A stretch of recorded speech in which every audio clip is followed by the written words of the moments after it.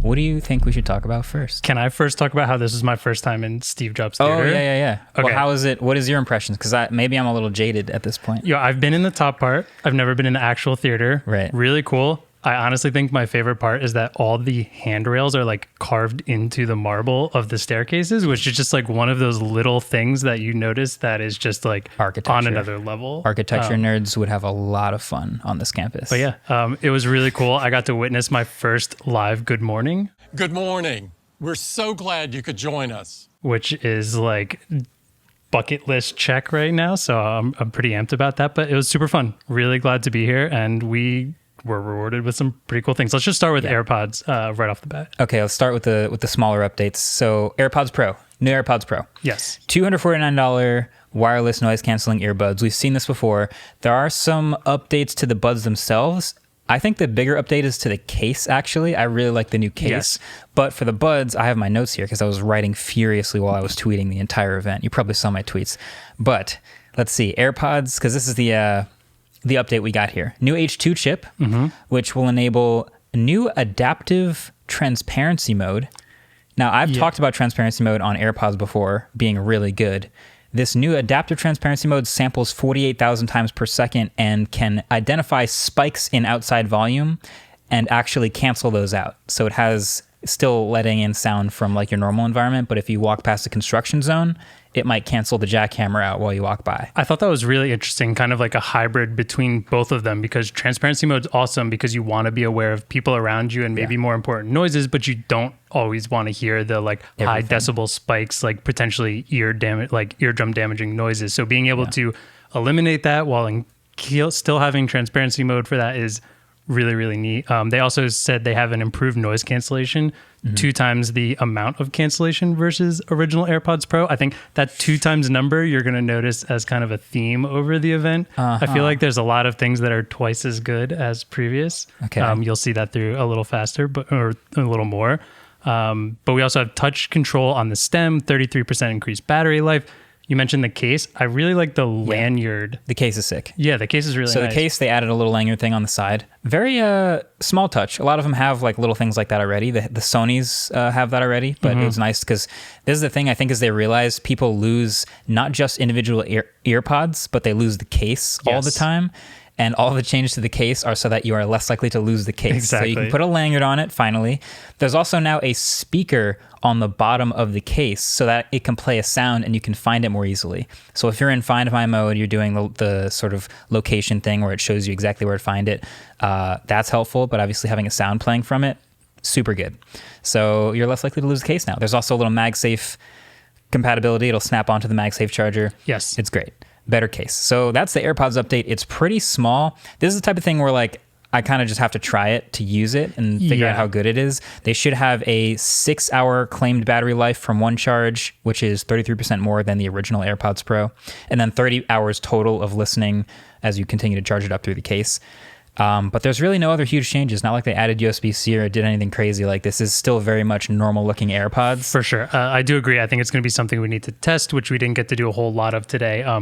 They made a lot of claims saying that it does sound much better. There's lower distortion on drivers, stuff like that. So it's hard to tell that I really appreciated though in the event, the transitions of the person who is showing it off, going through like the subway to the construction site, they walk out of like the subway to the construction site. It's like those transitions are what every other event, like live event we've seen would like to be and isn't. Instead, you have like Carl Bay walking out of a room into another room of nothing that just looks dumb. I had a thought when I was watching the keynote. I had this thought and I tweeted it. The thought was, Jesus, the audio is so good. Where are the microphones? And I'm watching this and I'm like, maybe they're recording the voiceovers after. Maybe this is such a big production because every single person has to then record their lines over again to dub over what they were talking about.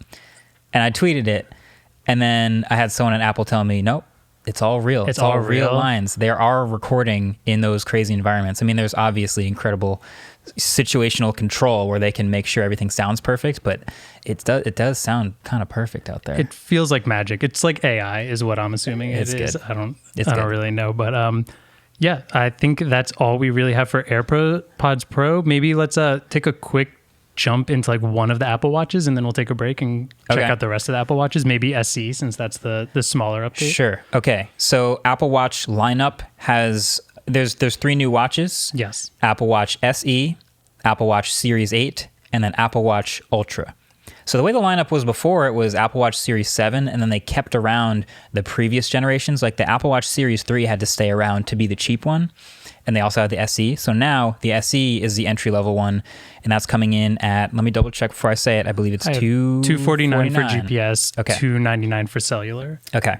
So it's at the bottom of the lineup, but it's going to be better than the Series 3 in pretty much every way. Bigger screen, better updated design. It has the new S8, SIP, new sensors. So there's a new temperature sensor in there. There's a new gyroscope. Is that in the SE? Yeah. The temperature one Yeah, was? they mentioned it. Yeah. So the new baseline to the Apple Watch lineup is better. This is they mentioned it, I think, kind of like the ideal watch to get you in the ecosystem for like maybe a kid or a family watch. I think as a family, like, and you don't want to spend as much as a kid, being able to have that with still emergency SOS and like crash detection and stuff like that, being able to track your kids and everything if you're sending them off. I know my first cell phone was because I was on the baseball team and my mom wanted me to have some way to be able to contact emergency services or her. Mm-hmm. So with this, you have a cheaper version of being able to, you could put limited contacts in it and you could also do like emergency contact. So it feels like a great thing to send a kid off to school or something like that. My first phone is a much nerdier reason. I was going off to take summer school classes at a college. Nice. Just math stuff. That's awesome. Terrible. But I got a flip phone out of it, so that was nice. Cool. You want to talk about crash detection? That was the one. Here's the thing. There's no way I'm going to be able to test crash detection. I thought it was our next briefing. They haven't told you that I don't yet? want to test crash detection. Okay, so there's a new pair of sensors in the Apple Watches, all of them, that are, number 1, a high G-force sensing accelerometer, and number 2, an updated, more precise gyroscope. And one of the things they've enabled in the software in watchOS 9 is crash detection. Literally, they've already had fall detection. Like if you fall off a ladder or you fall down the stairs, obviously elderly people will be able to notice that it's saying, hey, do you want to call SOS, call 911, things like that. Now, if you're in a car crash and you're the only one in the crash and you have your watch on you, you can call SOS from there. Or actually, it'll automatically call if you don't as soon as you crash because it sensed the crash. Cool. I'm not going to test that. No. I trust it. I just trust it. I did find it interesting that they said a majority of crashes happen with single driver in rural areas. So where that would be super important. I mean, even if it's not just a single driver, if the crash is bad enough, there's a good chance neither of them are able to contact emergency services. So it basically pops up, says emergency SOS. If you were in a, we sense that you were in a crash, swipe to ignore, or if they don't see anything in there, or you can just call it straight from that. Yeah. I think that's super important. We've seen a lot of things with Apple Watch and just Apple in general is like safety is a huge priority, and they do a lot of really, really fun and good and important safety measurements. That was the opening, I was going to say monologue, but it was the opening scene for the watch was a bunch of different situations where the Apple Watch in an edge case basically saved a life just because it has these monitoring features and it was able to do that, which is pretty cool. Yeah. Bear in your kitchen.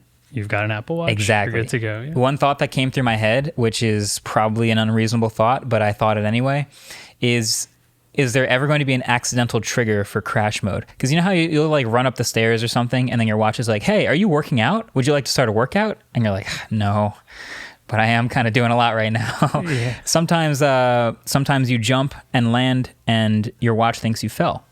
That happens to me. Does it? Sometimes, well, I don't know if it's going to happen, but will this ever happen where someone does something so insane that it thinks they crashed? I hope not. So a good question that I didn't see in there is when that notification comes up, is it going to vibrate or buzz your hand or something so you know that that's up? Because then I don't see it happening because you're in that scenario, it thinks you crashed, you get the buzz and look, and then you can ignore it. Right, you can hit I'm okay. But if not, or you just happen to miss it because you're super distracted or something, then maybe, but I see that as being a pretty it's probably not pretty good. likely scenario. Probably a lot of G-forces and a lot of sensors going, this is a car crash. It was a lot that happened. Yeah. Do you think anybody is going to do a YouTube video of I tested the Apple Watch crash test? Yes. 100%. I think there will be a YouTube video. It will not be a studio video. I won't can be us. guarantee that. Won't be us. No. All right, thanks for watching this clip that we have definitely not shot in front of a green screen. I just want, here. Prove it. I'll prove it. Watch out. Be careful though. Don't mess anything up. This is very expensive.